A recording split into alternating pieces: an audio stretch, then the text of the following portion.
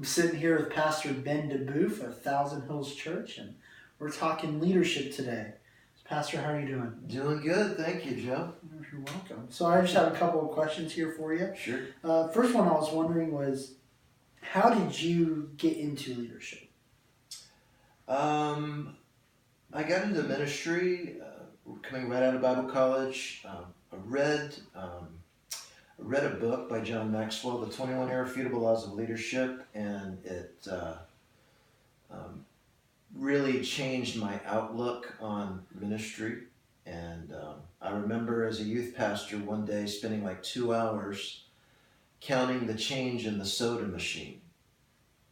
And I'm like, what am I doing? And so that began a journey of developing other people and trying to get other people to do the work of the ministry.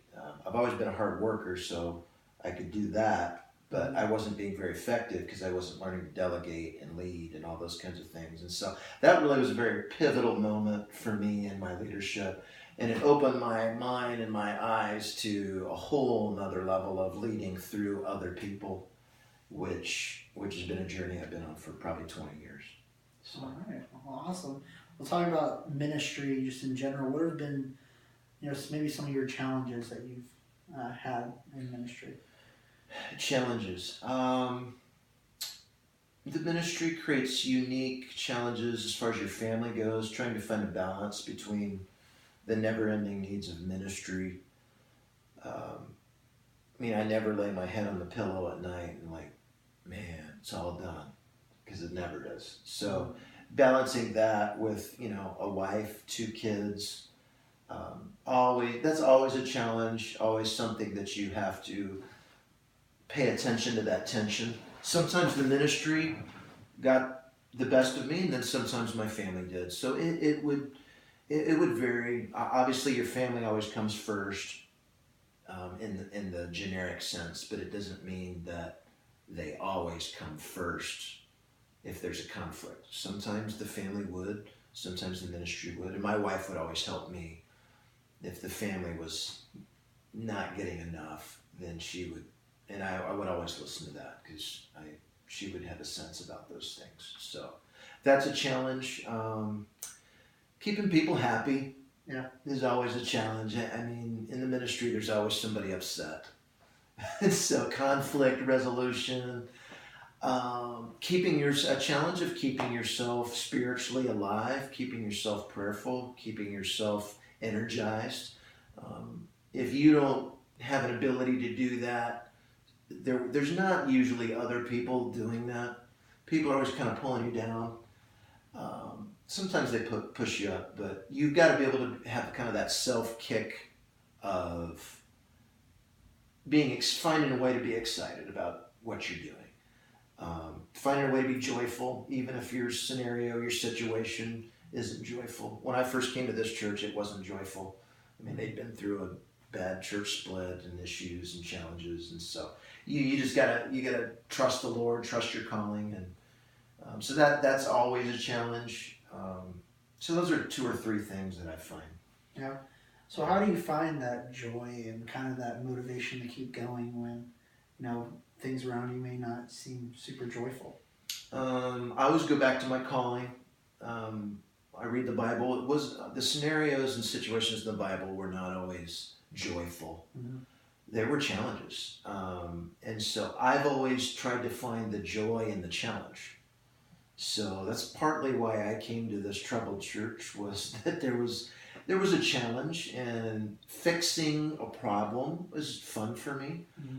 Even though it's not always easy, it's fun. You got to be spiritually led, doing your devotions, seeking the Lord for prayer, making sure you have a clear vision. If you've got the vision, which is the preferred future, then you can deal with the stuff that's not there yet, as long as you're moving toward that. And I get joy in that. I get joy in seeing a little increment of change in somebody's life, and my staff perhaps growing and becoming better. I get joy in seeing people get saved. So it's a mentality. You got to find something to be happy about. If you're a negative person and you're always looking at the problems, and I mean, they're everywhere. They're everywhere. Um, but if that's all you focus on, you'll be depressed. You will hate the ministry. But if you can find the joy, hey, so and so, got saved last week. This guy started serving. He hasn't served in 5 years.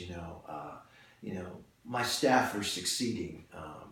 And so you take and find joy in the positive things. It's very important, I think, to keep yourself from getting depressed or angry or frustrated.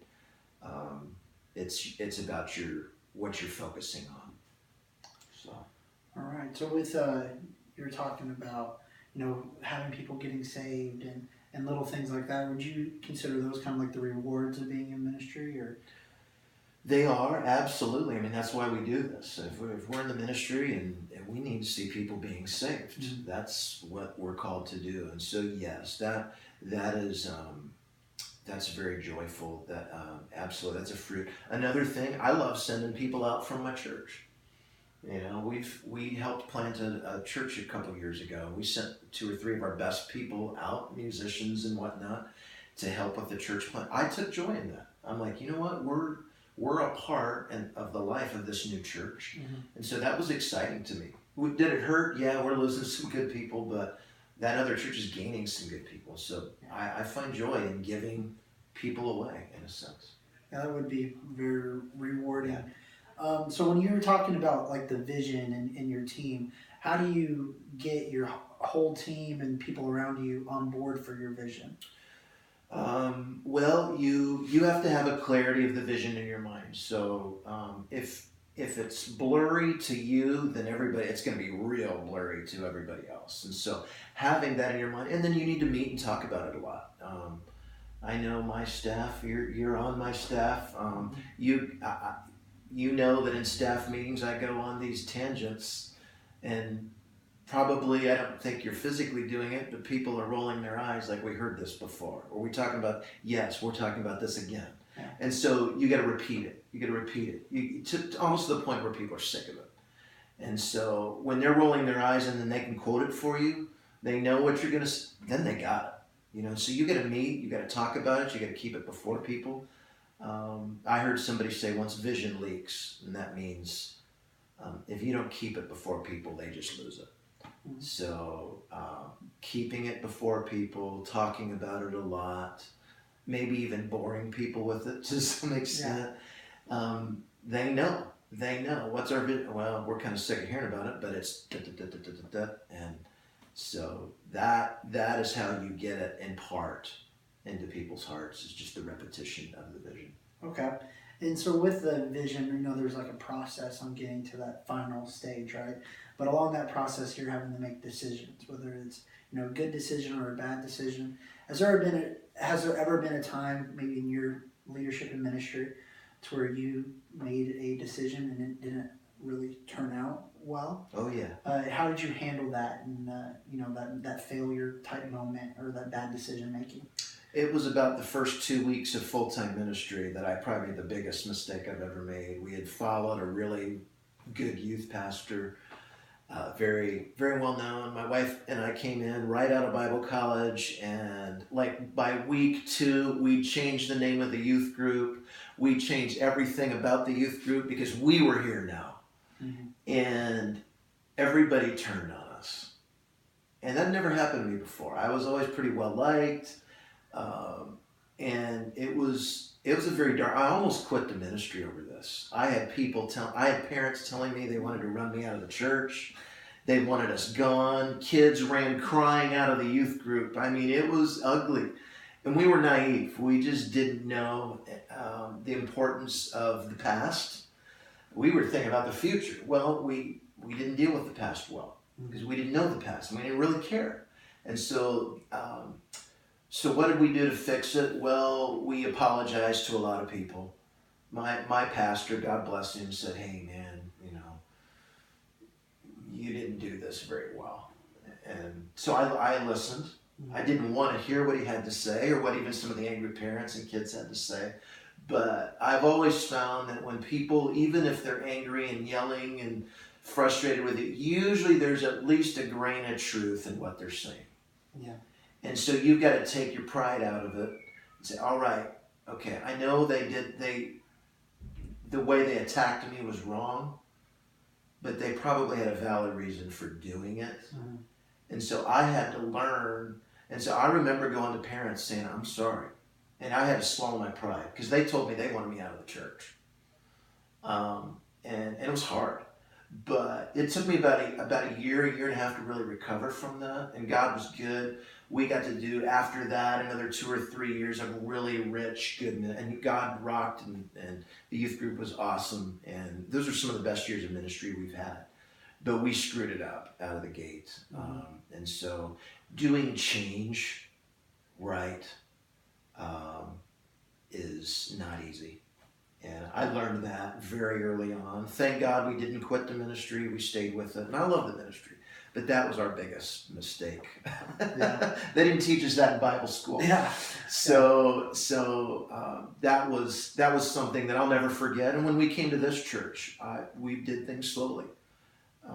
Even though they were begging for change in many ways, we still took our time, knowing that people don't really like change. They say they do. Very few people really do. Yeah. So that's I've learned that the hard way. And I've been to many churches and we've succeeded in that. Mm-hmm. But it was because we screwed it up first. So you got to learn from your mistakes. That was our biggest one, probably, for sure. Well, learning from them and moving forward, it's kind of crazy how that happened way back when you started, and now you're in a position where they watch the change. Well, I learned from my past. Yeah, that's pretty awesome. Well, I know, Pastor, you have a busy schedule, and I don't want to take up too much more of your time here.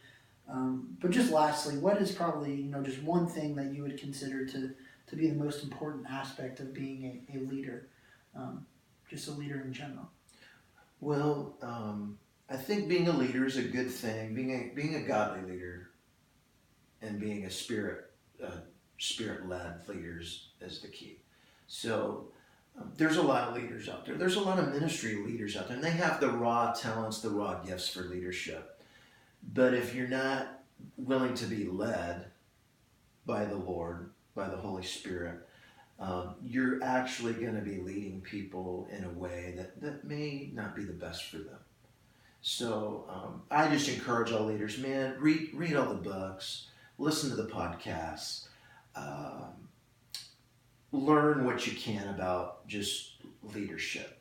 Christian leaders and Christian books and non-Christian. Learn everything you can, but don't ever think that that's the answer. You need to be led by the Lord. And that might be things being led about where you're supposed to go ministry.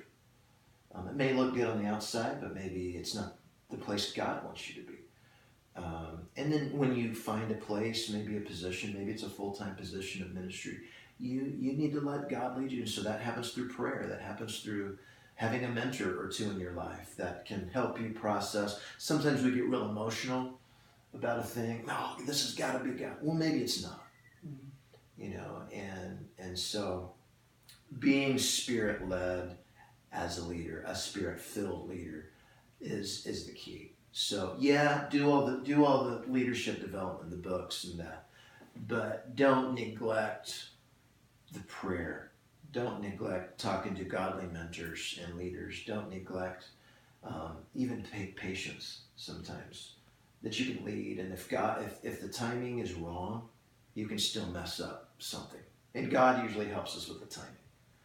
And so those are just some things I would leave you with. Be a leader, but be a spirit-filled leader. Be a God-led leader. And I think you do well and succeed. Awesome. Well, thank you very much, Pastor. You're welcome, Joe, and I enjoyed it, and I hope whoever's listening to this finds it beneficial.